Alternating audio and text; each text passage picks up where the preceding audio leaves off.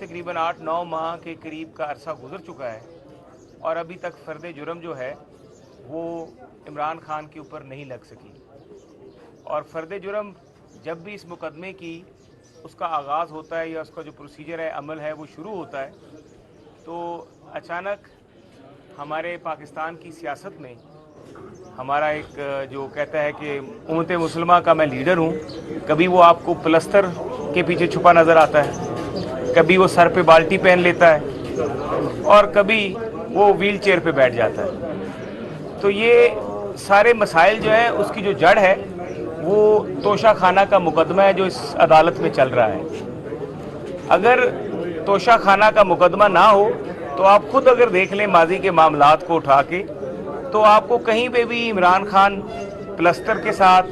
Wheel chair पे या sir पे बाल्टी पहना हुआ नज़र नहीं आएगा। वो आपको सिर्फ तभी नज़र आएगा